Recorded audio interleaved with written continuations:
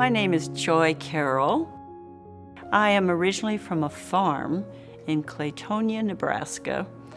I have lived 35 years of my life in international work all over the world. My active life was so fulfilling, and I was very athletic, and I jogged, I swam, I walked everywhere. I never expected that anything would ever change that. I was in Greece when my legs felt heavy, and we used to hike down a cliff to get down to this beautiful beach, and then I hiked back up. Well, I was having trouble getting back up. So I said, something's wrong, but I'm still in denial. And I went back to New York City and started falling down in the subway, on the streets, in my bathtub. And so finally my general practitioner said, Joy, meet me at the emergency room because they're going to admit you to a hospital and test you. And nobody in New York City could diagnose me. Miss Carroll also was losing weight. She lost about 30 pounds. They knew something was wrong.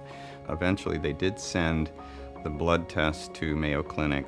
Dr. Vanda Lennon, for many years in Rochester, had a lab that was dedicated to research on these conditions. She tested it, and lo and behold, her blood showed to be positive for this antibody that they call amphiphysin antibody.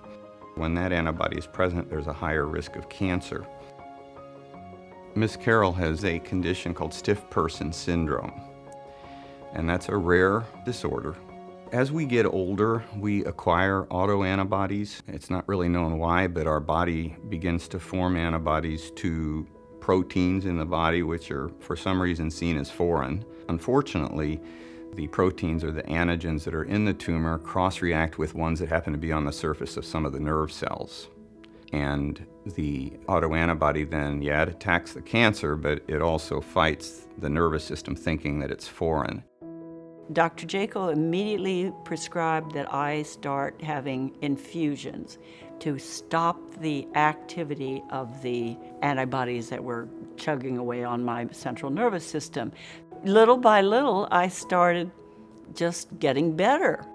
We do have this advantage of having a large group of people at all three of our campuses working together on this type of thing, and we have some expertise and world-class expertise here. And I'm just thrilled that I can play a small part in improving the quality of life of someone. That's what we're here for at Mayo.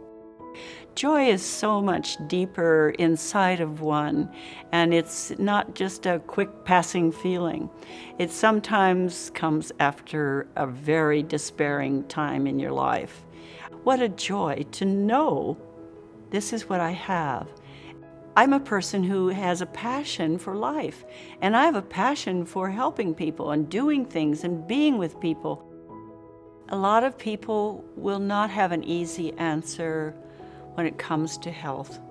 But I would say to everyone, no matter what is the problem, is there something that you love? Is there something you have a passion for? Find what is good in your life, what is left in your life to share with others. And that's what I'm doing now. I'm not sure if I were 80 years of age, I could have the fortitude and stamina to do what she has done. And I think she sets a great example for everybody that, don't let yourself get down. You're going to try to turn this around the best you can, and you can get better if you will it. We have a lot of admiration here at Mayo for her, for what she's done.